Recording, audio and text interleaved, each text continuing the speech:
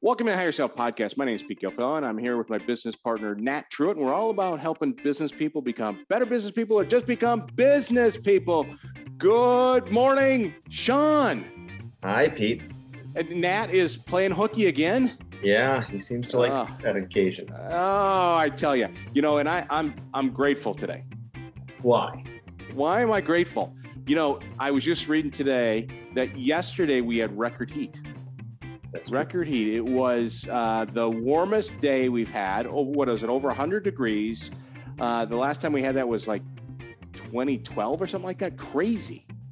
Yeah, it was quite hot. I had to play a concert last night. So oh my word.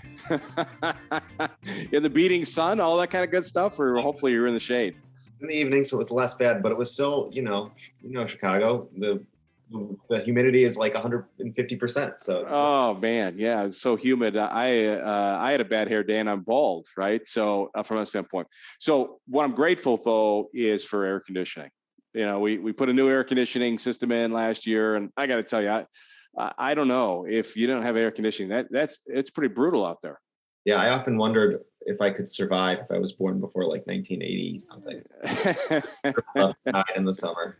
Yeah, absolutely. So, it's red hot out there. And today we have a red hot franchise guest to join us. So I'm pretty excited about this. I want to introduce Kelsey Stuart. He is the CEO of Bloomin Blinds. Welcome, Kelsey. Thank you, Pete. I like the red hot tie-in. That was crafty. Yeah, absolutely. So you guys are absolutely on a roll, so you're with Bloomin Blinds, you're the CEO, but I want to take a step back because I'm super excited for you to share your story. So you guys, I believe your mom started the business when you were young, right? Is that? Yeah, really. So, the initial family entry into window coverings really occurred while I was in high school. Okay. So mom started a separate company while we were in Seattle. That's where I grew up. And ran it by herself for about 7 years. And okay. I grew up with blinds hanging out in the house. And so there were piles of boxes. There were, at that time we did blind cleaning. So there were hanging racks in our garage and you couldn't park the cars in the garage. Oh, wow. It was just one of those things that was part of my world. And you were just assumed to work in the business. You had your jobs to do and they kept you busy with all that kind of stuff. Well, at that point, she was just a one-woman show. Yeah. And there really wasn't, again, I was in high school. So I went off to college, went and did my own thing. Okay. And I really, I didn't start getting engaged with Bloomin Blinds until my third attempt. Okay. It took 2 prior attempts where I didn't have the patience or I didn't have the diligence or the dedication to it. And I tried twice unsuccessfully, couldn't stick to it. Third time was the charm. I got it. All right. So grew up in an entrepreneur family, sounds like. Yeah. And you went off and got to college. What did you study at college? Went to school on a pre-med scholarship. And then it switched to psychology. Then it switched to business. I never graduated, though I have enough credits to be a brain surgeon. All right. Very good. Well, it seems like you're doing really well. All right. So Bloomin Blinds, you guys started out of the house and you built the business. Now, is it my understanding that all 3 brothers are involved in the business? Yeah. So after that 7 years in Seattle, mom got a divorce, relocated to Dallas, and the boys and I ended up migrating down to Dallas in a short time after she got there. And so within 3 years of her starting back up and establishing in Dallas, then all 3 of us were now in the company, effectively working for mom. We were employees. She was the business owner. And we're still here, all 3 of us. Mom's now retired, and the 3 of us lead the company. Yeah. And when did you guys start franchising? Paperwork was 2014, and the first one was first franchise location was open early 2015. Okay. And I think you guys have went through, you kind of started out with franchising, but it sounds like you guys supercharged it in the last couple of years. Is that right? So you've really kind of picked up the pace in terms of adding franchise partners. Yeah. And I think that's because we've gotten better at being a franchisor. I am a blind guy who started a franchise, and it's taken us years to figure out how to be a good franchisor and bring value to our franchise owners and create a system that helps lift them up and helps them run their business and build their business easier. Now that we've got that down in marketing and all the things that you need, now we're way more attractive to the prospective franchise buyer, because now there's something there to hold them up and help them. Sure, absolutely. So it's accelerated it. Yeah, so you're continuing to become better at supporting the franchisees, and that value added for everybody. How many franchise locations do you have now? We just crossed over 90. I think there's 91 right now. Well, congratulations. Thanks. There's 61 owners, 91 franchise territories. Yeah, excellent. Yeah, I've had candidates that are looking to invest in your franchise, and they're really impressed with the leadership, the support that you get with Bloomin Blinds, and so I compliment you on that. You're always looking for new partners. Certainly, you're going to clear that 100 territories here very soon. So, what are you looking for in terms of franchise partners? I think the number one thing that we're looking for on our side is somebody who wants a mentorship relationship. We are natural teachers. We have been in the industry for 20 years, and that's the best part for us, is seeing somebody take all the information and knowledge that we have and really putting it to use. But it takes a mentorship. I need someone who really enjoys having a coach, if you will. From our perspective, we kind of vicariously live through these franchise owners, because we used to do the thing and now we run the franchise. Yeah. So I'm like the high school dad that blew out his knee in his senior year, who now gets to watch his kid play football. Like that's really the role the world I live in right now. So that's got to bring a lot of joy for you to watch people take your system with your support, your mentoring, and build very successful businesses. It's so rewarding, and it does. It kind of scratches that, man, I used to be able to do that itch. I literally get calls periodically when someone calls up and says, hey, the business model works. Here's exact proof on how it happened just moments ago, and I just wanted to call you. Thank you. Wow. I don't get them daily, but I do get them more than I would expect to. Yeah, and that's awesome. It's really fulfilling. So, when we talk about the window treatment space, there's a lot of competition out there.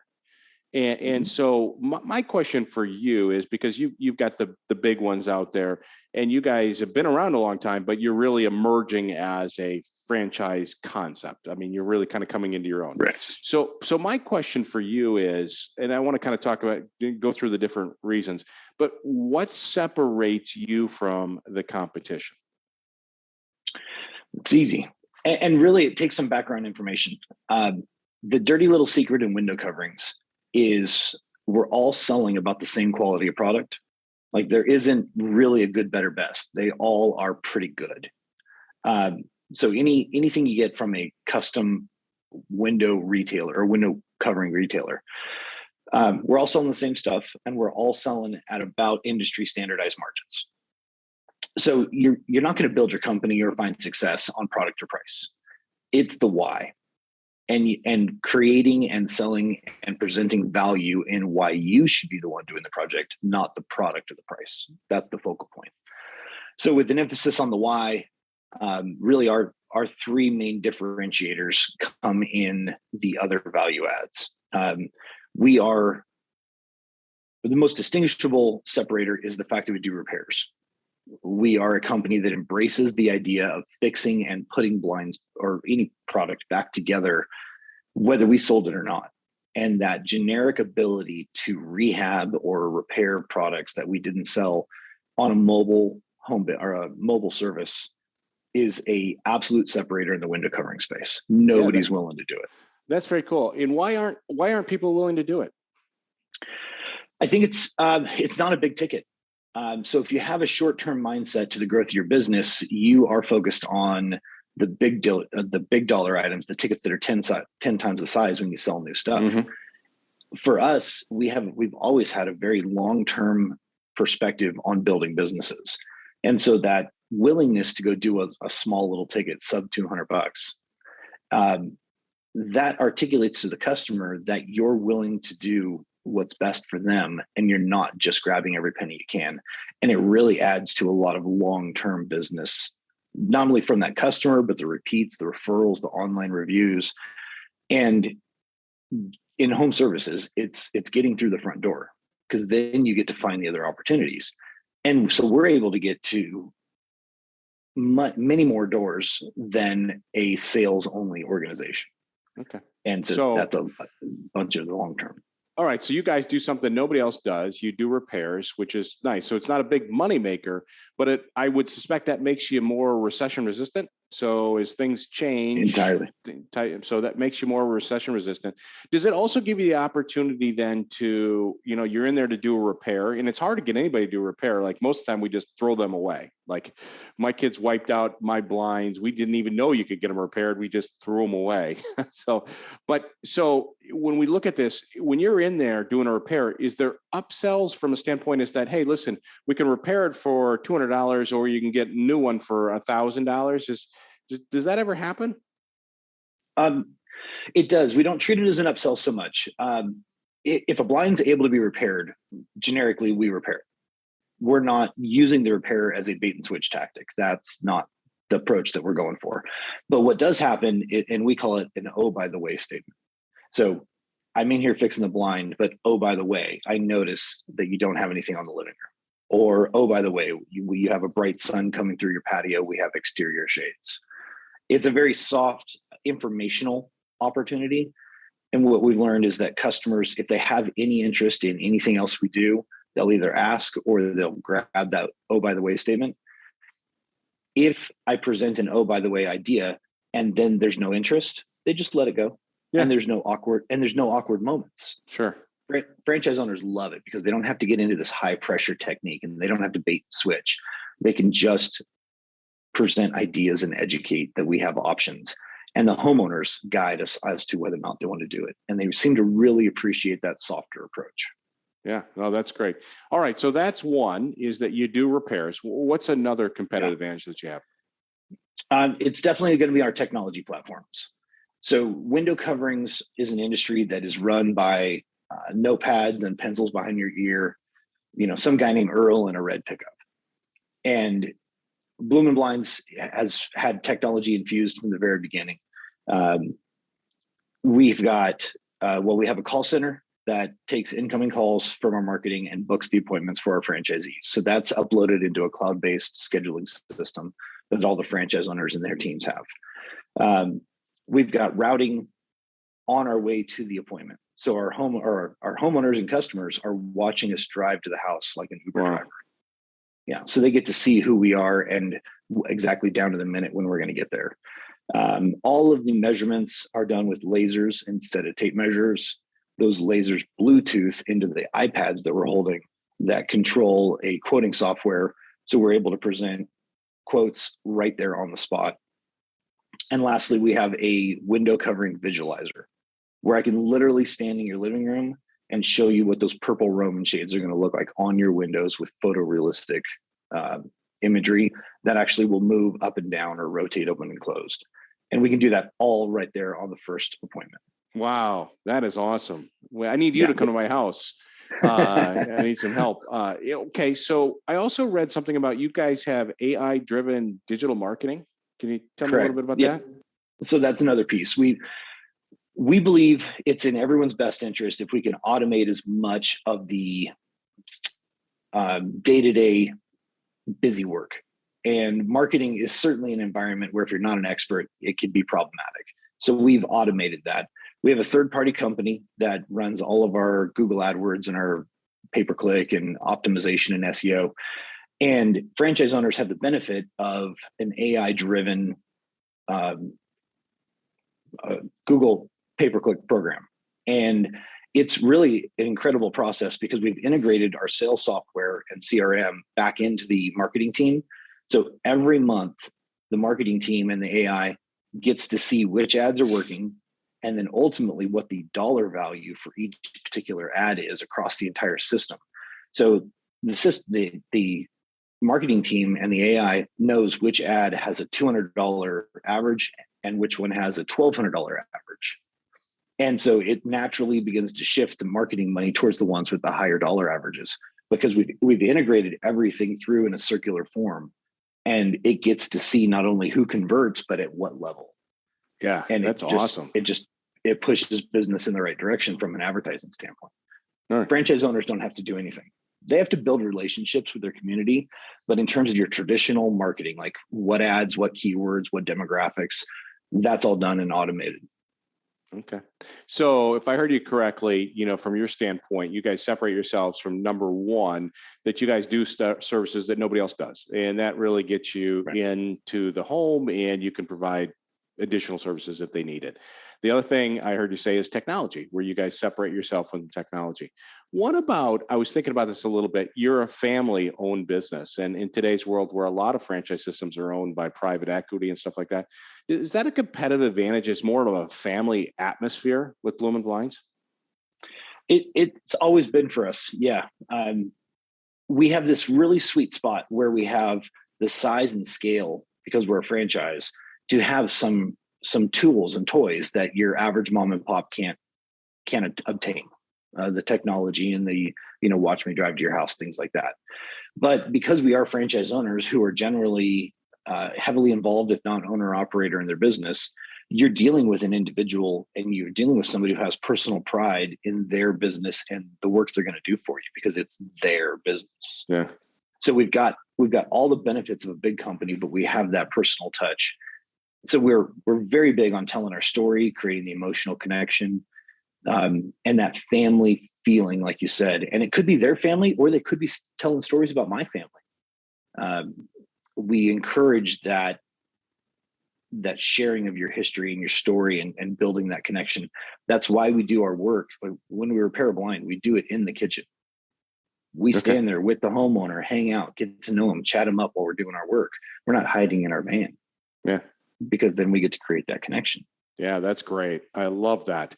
And from your standpoint, as you look at the business, I think a little bit about, you mentioned people can be involved in the business full time, but we see a growing trend where a lot of executives want to maybe keep their corporate job and start a franchise on the side, get it going, put a manager in place, watch over that manager 15 to 20 hours a week. And you guys allow franchisees to operate the business semi-absentee? Mm-hmm. Yep. It's a slightly different, it's not a different business model, but it's a different way of going about it. But absolutely, if somebody wants to put a manager in place, we'll support that manager as well as the rest of their team through, from our support levels. It's an aggressive plan, and you've got to be really ready to push that business forward to cover the overhead and build it up over the nut every month. But absolutely, if you've got somebody who can run it for you and you want to be the investor or the absentee owner, we're for it. We built out a model similar to that in Austin as a pilot, as a corporate store. I always try to use the term semi-absentee because I don't think there's any business that you can be absentee in. But the idea is that if you invest the money, because you're going to need additional capital to pay for that manager because you're not there. But certainly you've got your corporate salary, you've got other income coming in so that you can kind of build it on the side. Okay, that makes a lot of sense. So I'm going to move on now a little bit more to you. And I always like to ask the question first. What is the best advice somebody's ever given you? Here's my favorite. In the middle of a conversation, if you're listening to somebody and you already know what you're going to reply with, you've already stopped listening. And I find myself guilty of that so often until somebody gave me that, and now I catch myself on it on the regular. But there's so many times where I'm prepped with a response. And then if I just give them a moment to finish and give myself a time to process, then often whatever I thought I was prepped with it changes over time. If you already know what you're going to say, you've stopped listening. It's one of my favorites. That's great. I'm going to have to use that. Thank you so much. All right, excellent. I always like to ask, what's your favorite book? I like to escape. So my favorite book is a book by an author, David Morrell. He's the original author of the Rambo series. Okay. And it's Fifth Profession is what the book is called. And it's a action-packed, thought-intensive, mind-bending kind of book. It's a big book. I think it's 500-600 pages. Wow. Okay. Yeah. but it's not a business book. We've got enough going on here that when I have when I have a moment, I like to escape. I will say from a business side, well, it doesn't work with the Zoom background, but I'm also digging through a book called The Wealthy Franchise by Scott Greenberg. Okay. And I don't find it to be anything so eye-opening other than just the importance of mindset and how much that controls your future and your path and your possibilities. Yeah, absolutely. Right. It's all about that. All right. So you grab your book that you unwind, the 500 pages. Where's your favorite? Where do you go to unwind? Do you go to, you got a tropical island, or where's your happy place? I don't sit still a lot, but I found two places in the world that I can sit still. It's either on a beach with my toes getting, kissed by the waves, or on a boat on water. Water seems to be a very important piece. I'll throw a third one in around a campfire. All right. I can do that. I can sit still, but short of that, you get me going a million miles an hour, just about 24/7. Yeah, I'm the same way. And I think I read you have 2 daughters. Is that right? Yeah, I've got 2 little girls right now. One's about to turn 13 and the other one just turned 10. So we are headed into the fun stage. I've got 3 daughters and a son. And I got to tell you, the daughters, I always say, when they were in their teens, I would just walk in the house and I'd say, I'm sorry, forgive me. Does anybody need a hug? And that generally covered the gamut of emotions that were going on. So, but we know our daughters are going to be lady bosses. They are going to run the world for sure. I was really excited to have girls. I grew up in a house full of boys. I've got 2 other brothers, and I wanted to build strong women. I wanted women that were going to rule the world. And so I take a lot of pride in building very smart girls. When I take them to school, these poor girls, they get, they have to deal with me. And so just last week I was taking them to school and we were having a conversation about the dynamics of supply chain and and why things are getting more expensive and inflation. And so our conversations on the way to school are a little bit different than probably most in other households. Yeah, well, and that's precious time, right? You get time uninterrupted with them and just enjoy every moment, because pretty soon they graduate from high school and they're off to college and all that kind of stuff. So very good. Yeah, I got 5 summers left. We're already in a countdown. I understand. I'm an empty nester, so I completely understand. Okay, so Kelsey, you got to be very proud of what you guys have done. I'm excited to continue to watch Bloomin Blinds. I think you've done a nice job of separating yourself from the competition. Good leadership, and good luck to you guys as you continue to find and build out the franchise system. I appreciate that, man. It's been a blast, and the truth is we're really just kind of hitting our stride because we've figured it out in the last couple of years. So now we get to tell the world about it. So opportunities like this and guys that are paying attention, I really appreciate it. You got it. All right. Best of luck to you. Thanks for listening to the Hire Yourself podcast. For more resources, check out our website at hireyourself.com. And remember to subscribe to this podcast to receive each episode. Please leave us a rating, and we'd love to hear your feedback or suggestions for topics.